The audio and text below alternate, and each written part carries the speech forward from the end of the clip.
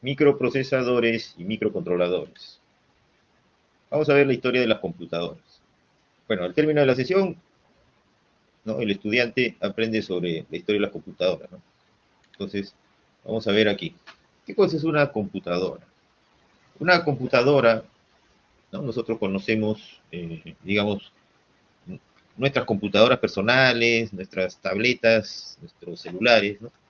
Y básicamente algunos definen la computadora como un aparato que tiene una pantalla y un teclado y una unidad de un CPU, ¿no? O una laptop. Eso nomás le llaman computadora. Pero las computadoras, digamos, hay de todo tipo, ¿no? Hay computadoras que son eh, dedicadas también, ¿no? Como en el caso, por ejemplo, de la computadora que tiene la lavadora, o la computadora que tiene su Smart TV, ¿no? Su televisor. Lo que hace la computadora, básicamente, es mejorar, digamos, muchas veces las prestaciones de muchos productos que ya existían de antaño, ¿ya? Se han mejorado, ¿no? Como el caso, por ejemplo, del video que les mostré del auto, ¿no? Hoy en día los vehículos son computarizados, ¿sí? No es solamente un auto, no es solamente un sistema mecánico, ahora está conformado por unidades de control, ¿no? Y a eso se les llama computadoras. Entonces, la computadora es una máquina diseñada para procesar, almacenar y recuperar datos, ¿no? Los datos se almacenan como números. La manipulación de los datos se efectúa aplicando operaciones sobre los números. Básicamente la computadora está en todo sitio. No solo computadora, podríamos llamarle a la computadora que ustedes utilizan para sus clases, ¿no? Hay de escritorio y hay empotradas. Hoy en día, digamos, los sistemas electrónicos del hogar, industriales, aeroespaciales o de telecomunicaciones, ¿no? Todos tienen una computadora empotrada, ¿sí? Aparte de sus funciones, ¿no? Como el caso, por ejemplo, del horno de microondas, aparte de la función de calentar los alimentos, ¿no? Tiene una pequeña computadora, ¿no? Donde tiene un programa, por ejemplo, para hacer funciones especiales, por ejemplo, de repente descongelar, calentar, dorar, ¿no? Todo eso está programado en su panel de control, ¿no? Ese panel que ustedes presionan para calentar su café, su sopa, su comida, ¿no? Tiene otras funciones programadas y que han sido estudiadas, digamos, para poder hacer el proceso correctamente. Entonces, eso lo han agregado en su microcontrolador, ¿no? Y tiene diferentes funciones, ¿no? El horno de microondas, ¿no? Congelado, calentar agua, dorar una carne, bueno, todo eso está programado. Por lo tanto, es una computadora, ¿sí? No el horno, sino el panel de control. ¿Ya? Es una computadora empotrada. ¿Ya? Solamente va a servir para el horno de microondas, ¿no? Para nada más. No se le puede poner otro programa, no se puede entrar a, digamos, a clases con un horno de microondas, ¿no? O sea, es una computadora dedicada, ¿ya? Así lo vamos a ver. Bueno, el televisor, por ejemplo, también tiene su computadora, ¿no es cierto? Esa computadora, por ejemplo, ¿a qué le ayuda? Por ejemplo, hay televisores que ahora navegan por internet, ¿no? Uno puede buscar videos, ¿no? YouTube, no sé. Entonces uno les habla, ¿no? Quiero tal video. Entonces el televisor interpreta, ¿no? Y busca. Entonces tiene una computadora. ¿Para qué más tiene la computadora? Bueno, para muchas funciones, inclusive para recibir las señales de control remoto y todo eso tiene su computadora, pero es una computadora empotrada, ¿ya? O sea, digamos que es un sistema lógico, ¿no? Computarizado. Después tenemos también los autos, ¿no? Como hemos visto en el video. Los autos, digamos, están compuestos por muchas computadoras, ¿no? No solamente tiene una computadora. ¿Cómo se llama la computadora del auto? CDI. El CDI, digamos, el CDI es el cerebro electrónico, pero de las motocicletas, ¿no? O sea, la ignición por descarga capacitiva, ¿no? En los autos se llama unidad electrónica de control EQ o unidad electrónica de motor SM, ¿no? Cuando solamente esa unidad controla las funciones del motor, ¿no? Todo lo que es, digamos, las detonaciones, el consumo de combustible, la inyección del combustible, la admisión del aire, el control de la temperatura, ¿no? La presión atmosférica. Toda esa información, la EQ o SM lo lee, lo controla, ¿no? Y da un resultado hacia los actuadores del motor, ¿no? Entonces, esa es una computadora que de repente el piloto no sabe que su auto lo tiene, solamente el piloto maneja su auto y el auto, digamos, se ha mejorado con la computadora de motor. ¿Por qué? Porque ahora ya no contamina tanto el ambiente, ¿no? También un motor más chico tiene los mismos caballos o hasta más potencia, ¿no? Que un motor de un auto más antiguo, más grande, ¿no? Tenemos de repente mayor eficiencia, mayor eh, potencia, reacción, ¿no? Todo eso lo ha mejorado la computadora, ¿ya? La ECO. Pero en los autos hay otras computadoras, ¿no? Por ejemplo, el ABS, el ESP y así, ¿no? El ETAX, ¿no? Entonces, todas esas computadoras, por ejemplo, lo que se encarga es de mejorar, digamos, la seguridad del vehículo, ¿no? ¿Por qué? Porque al tener un auto mayor inteligencia gracias a sus computadoras, los frenos y todo hacen cálculos para poder mejorar la estabilidad del vehículo ante un percance de un frenado brusco, ¿no? O un frenado donde hay arena, agua, ¿no? El vehículo toma control sobre el derrape o el fenómeno que pase en el vehículo, ¿no? Entonces, pero todo eso está estudiado, digamos, antes para poder crear la computadora, poder crear el programa de la computadora, ¿no? Y todo lo que el vehículo va a saber hacer, ¿no? Para poder eh, hacer que el usuario viaje con mayor seguridad, ¿ya? Y tiene así otras computadoras, ¿no? Del aire acondicionado, de las lunas eléctricas, ¿no? Y todas ellas se interconectan, ¿no? Por una puerta de comunicación, ¿no? Buscar.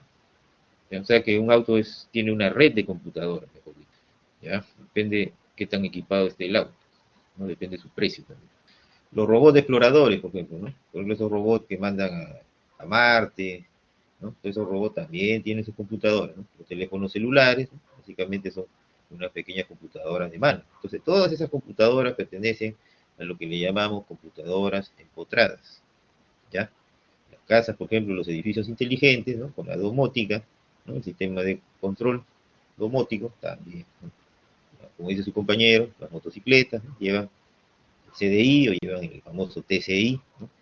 Y esas también son sus primeras computadoras, ¿no? Entonces, de la motocicleta. También llevan SM, ¿no? O sea, ya con full inyección, o sea, inyección electrónica de combustible.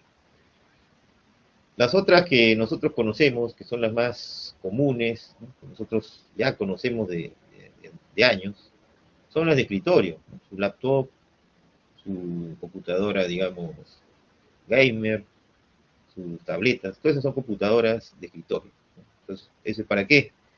Son para diferentes funciones.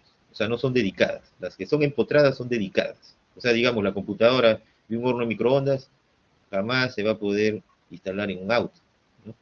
Lo mismo, la computadora de un auto no le sirve al horno de microondas, ni al televisor, ni al robot. Entonces, esas son empotradas, ¿ya? Dedicadas a una sola función toda su vida, ¿no? Y las de escritorio son de múltiples tareas. Vamos a ver aquí un poco de historia. Blaise Pascal construye su calculadora mecánica, la Pascalina, que realizaba sumas y restas en complemento a 9. Wilhelm Schicker diseñó y construyó una máquina para calcular tablas astronómicas. Realizaba sumas y restas de números de 6 dígitos. Entonces, estas computadoras son mecánicas. Entonces, desde esas épocas, el ser humano, ¿no? Los matemáticos, empezaron pues a querer construir, pero no había la tecnología, ¿no? Para procesamiento electrónico. Entonces, ¿cómo las ideaban? Las ideaban mecánicamente, ¿no? O sea, ya se podían hacer programas mediante combinación, digamos, de engranajes, ¿no? Levas, diferentes elementos mecánicos, ¿ya? Entonces, Gottfried von Leibniz diseñó la primera calculadora mecánica capaz de realizar las 4 operaciones básicas. Joseph Marie Jacquard inventó un telar mecánico, y considerada la primera máquina que podía ser programada, ¿no? El telar mecánico. Ese telar mecánico, ¿no?, es la primera máquina que podríamos decir que ha sido programada, ¿no?, porque tenía que, mediante un sistema, ingresarle un patrón para que él repita ese patrón, ¿no? Entonces, la tarjeta, digamos, perforada era lo que en ese tiempo, mediante ciertos agujeros, ciertas combinaciones de ceros y unos, se creaba el programa, ¿no?, para que esto pueda ejecutar un patrón de tejido, ¿no? Entonces, si nos ponemos a ver, a observar desde un punto de vista, ¿no?, esta es una de las primeras computadoras, ¿no?, se podía programar. Entonces acá tenemos el retrato de Jacquard, fue tejido en tela, en seda, perdón, utilizando el telar. Entonces, este es un telar, digamos, que se cosió, ¿no?, se tejió, formando la figura, ¿no?, este inventor. Entonces, pues, son obras, digamos, para la época complejas, ¿no? Acá tenemos la máquina diferencial de Charles Babbage, ¿no?, diseñada en el año 1822 para computar valores de funciones polinomiales. Utilizaba el método de diferencias finitas. De haberse completado, habría sido compuesta de 25.000 partes y pesaba alrededor de 15 toneladas. Esta máquina, en realidad, ¿no?, se construyó hasta donde se permitió poder construir las partes. Tenían problemas, digamos, en ese tiempo con el tema de las manufacturas, de crear, digamos, partes mecánicas tan precisas como para hacer, digamos, estas computadoras, ¿no? O sea, lo que limitaba, digamos, era la manufactura, pero básicamente funcionaba, ¿no? Entonces la tecnología de la época en ese tiempo era más trabajo de un mecánico, ¿no?, o un relojero, pero tiene, digamos, complejidad matemática, ¿no? Esto no es al tanteo, como dicen, ¿no? Hay que sacar la relación, digamos, de los engranajes, de los piñones, ¿no?, para que pueda hacer los cálculos matemáticos. A ese sistema, digamos, bueno, era un sistema que le llamaban el motor analítico, ¿no? Entonces, era la que hacía el proceso de los cálculos, ¿ya? Entonces, la máquina analítica de Charles Babbage, ¿no?, se trata de una serie de diseños que estuvo realizando hasta su muerte. Podía ser programada por medio de tarjetas perforadas. El diseño consideraba control secuencial, salto e interacciones. Básicamente, así funcionaba esta máquina. Después tenemos la máquina tabuladora de Hermann Hollerith, ¿no? Hollerith inventó una manera de grabar información que podía ser leída por máquinas. Utilizaba tarjetas perforadas. Su primera versión se utilizó para los cálculos del censo de 1890. Acá ya a esto le dieron, digamos, una función, ¿no?, para el tema del censo. Entonces esta era una máquina mecánica, ¿no?, pero, digamos, tenía ya un uso, ¿no?, para el tema del censo, el cálculo del censo. Entonces, año 1890, digamos, con el tema tecnológico, ya bastante tiempo. Computadoras analógicas. Aquí ya por fin estas computadoras ya tenían otros sistemas más evolucionados, ¿no?, utilizadas principalmente a principios del siglo XX. Se basa en cambios continuos en los valores de fenómenos físicos eléctricos. Esta máquina ya acá ya se ve la parte eléctrica, los relays, ese tipo de cosas. Entonces, modelar los problemas que resuelven, si el problema cambiaba más allá de ciertos límites, se requería realizar conexiones de sus componentes. O sea, esta máquina, digamos, para poder reprogramarla, ¿no?, había que utilizar la lógica cableada, ¿ya? Había que rediseñar, digamos, o reconectar, ¿no?, sus elementos. Bueno, tenemos también, es un dispositivo que manipula a una tabla que define ciertas reglas, ¿no? Se puede adaptar para simular la lógica de cualquier algoritmo computacional. Se trata de un dispositivo hipotético que representa una máquina computacional.